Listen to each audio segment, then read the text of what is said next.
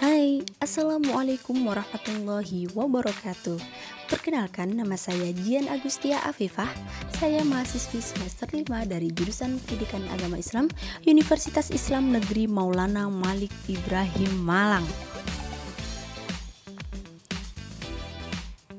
Pada kesempatan kali ini, saya akan membahas mengenai Khalifah Abu Bakar Ash-Shiddiq. Untuk pembahasan selengkapnya, silahkan simak video berikut. Abu Bakar Ash-Shiddiq bernama lengkap Abdullah bin Abi Quhafah At-Tamimi. Jalur nasab Abu Bakar bertemu dengan jalur nasab Rasulullah SAW pada leluhurnya Murrah bin Ka'ab, yaitu Abu Bakar bin Utsman Abi Quhafah bin Amir bin Sa'ad bin Taim bin Murrah bin Ka'ab bin Lu'ay bin Thalib bin Fihr bin Nadr bin Malik. Sedangkan nama ibu Abu Bakar yaitu Ummu Khair Salma binti Sakhr. Sebelumnya Abu Bakar dikenal dengan nama Abdul Ka'ab. Namun setelah masuk Islam, Rasulullah SAW mengganti namanya menjadi Abdullah. Sedangkan nama Abu Bakar diberikan kepadanya karena ia merupakan orang yang pertama kali masuk Islam dan yang berarti terpelihara serta bebas dari api neraka. Sedang gelar Ash-Shiddiq diberikan kepadanya karena ia membenarkan peristiwa Isra Mi'raj untuk yang pertama kalinya. Abu Bakar merupakan as-sabiqunal awwalun dari golongan dewasa. Dilahirkan pada tahun 573 Masehi di Mekah. Rupanya Abu Bakar memiliki 4 orang istri, yaitu Qutailah binti Abdul Uzza yang memiliki anak Abdullah dan Asma. Selanjutnya istri keduanya yaitu Ummu Ruman yang memiliki anak Abdurrahman dan Aisyah. Istri ketiga yaitu Asma binti Umais yang memiliki anak Muhammad bin Abu Bakar. Dan istri keempat yaitu Habibah binti Khorojah yang memiliki anak Ummu Kulsum. Bakar merupakan sahabat sekaligus mertua Rasulullah SAW karena Rasulullah menikah dengan anak Abu Bakar yaitu Sayyidatina Aisyah radhiyallahu an. Abu Bakar merupakan salah seorang saudagar yang sangat kaya raya dan karenanya telah banyak sekali kaum kafir Quraisy yang memeluk Islam. Di antaranya Utsman bin Affan, Zubair bin Awam, Abdurrahman bin Auf, Sa'ad bin Abi Waqqas, Talhah bin Ubaidillah.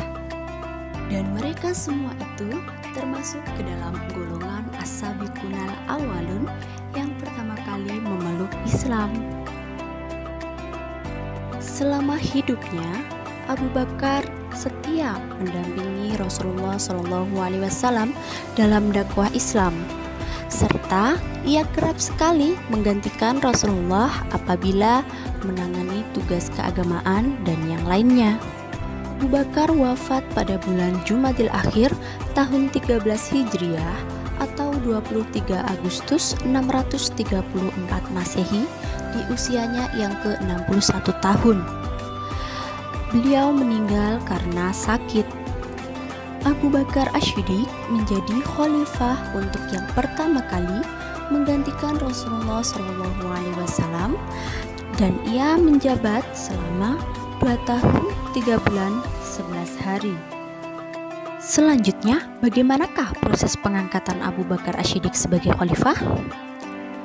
Adapun proses pengangkatan Abu Bakar menjadi khalifah yaitu melalui musyawarah yang dilakukan di tempat yang bernama Saqifah Bani Sa'idah yang merupakan tempat pertemuan antara kaum Muhajirin dan kaum Ansor. Wafatnya Rasulullah menjadi permasalahan yang besar bagi umat Islam mengenai siapa yang akan menggantikan kepemimpinan beliau sebagai kepala negara. Karena Rasulullah SAW pun tidak memberikan wasiat mengenai siapa yang akan melanjutkan umat Islam selanjutnya. Oleh karenanya terjadi perselisihan antara umat Islam, yaitu dari kaum Muhajirin dan kaum Ansor. Selisihan dan perdebatan Untuk pemilihan khalifah ini menjadi kian alot karena masing-masing dari kaum Muhajirin dan kaum Ansor mengajukan calon mereka. Mereka juga mengemukakan argumentasi mengenai alasan mereka harus dipilih menjadi khalifah.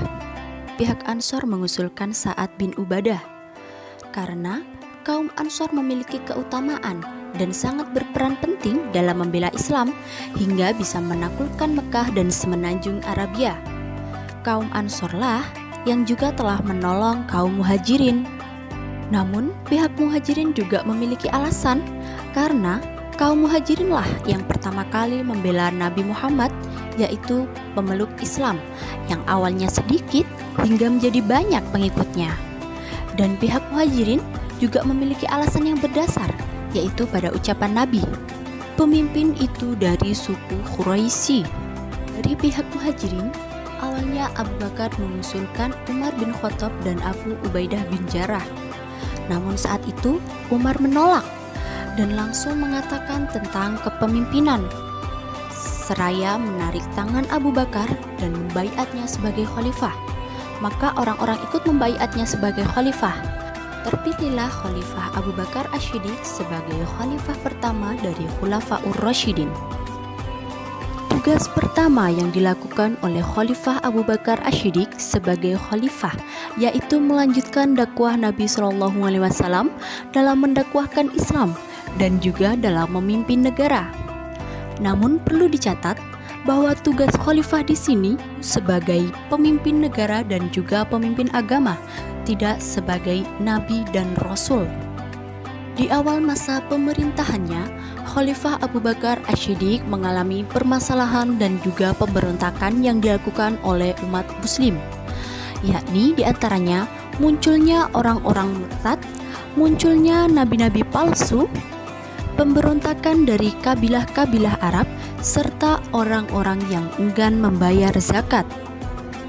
Kemunculan orang-orang yang murtad atau keluar dari Islam yaitu karena keimanan mereka terhadap Islam masih lemah, dan wafatnya Nabi membuat iman mereka menjadi goyah sehingga keluar dari Islam. Sedangkan kemunculan nabi palsu sebenarnya telah ada sejak zaman Rasulullah SAW, namun mereka tidak dapat melancarkan aksinya karena ketegasan dan juga karismatik dari Rasulullah SAW. Pemberontakan dari kabilah-kabilah Arab terjadi karena menurut mereka setelah sepeninggal Rasulullah, maka perjanjian damai di antara mereka telah selesai. Dan juga bagi orang-orang yang enggan membayar zakat, menurut mereka zakat merupakan pajak yang harus dibayar kepada mereka yang belum merdeka sesuai dengan tradisi Arab. Sembari memberantas mereka, Khalifah Abu Bakar juga menerapkan kebijakan-kebijakan dalam pemerintahannya. Di antara kebijakannya yaitu yang pertama, Perang Riddah. Perang ini dilakukan untuk memberantas orang-orang yang ingkar terhadap Islam. Adapun terdapat beberapa tokoh nabi palsu, yaitu Musailamah Al-Kadzab dari Bani Hanifah di Yamaman, Al-Aswad Al-Ansi di Yaman, serta Tulaiha bin Khuwailid dari Bani Asad. Adapun kebijakan selanjutnya yaitu melanjutkan misi Nabi. Misi Nabi yang belum sempat terselesaikan maka dilakukan oleh Khalifah Abu Bakar, yaitu melangsungkan peperangan dengan Persia dan Bizantium karena perkara Bendi. Hal ini juga berarti bahwa perluasan wilayah Khalifah Abu Bakar Asy-Syiddiq. Kebijakan selanjutnya yaitu pembagian wilayah. Wilayah yang dikuasai oleh Abu Bakar Asy-Syiddiq di Madinah dipimpin oleh wali dan amir. Wali adalah orang yang tidak memiliki kedaulatan penuh, sedangkan amir merupakan orang yang mempunyai kedaulatan penuh. Khalifah Abu Bakar Asy-Syiddiq tidak melantik Perdana Menteri dan juga sekretaris. Akan tetapi beliau mendirikan Baitul Mal yang berfungsi untuk menangani kepentingan umat Islam.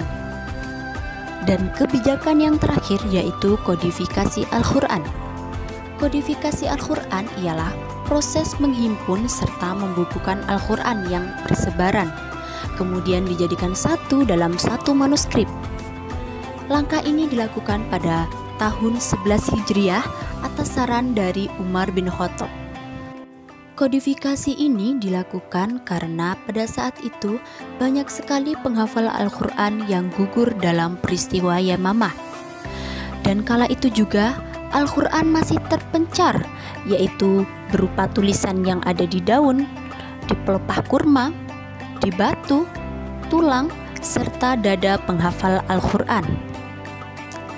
Kodifikasi ini dipimpin oleh sahabat Zaid bin Sabit. Demikian pembahasan mengenai Khalifah Abu Bakar Asy-Syiddiq. Semoga bermanfaat bagi kita semua. Dan jangan lupa untuk like, comment, share, dan subscribe channel ini. Terima kasih atas perhatiannya. Wabillahi taufik wal hidayah. Wassalamualaikum warahmatullahi wabarakatuh.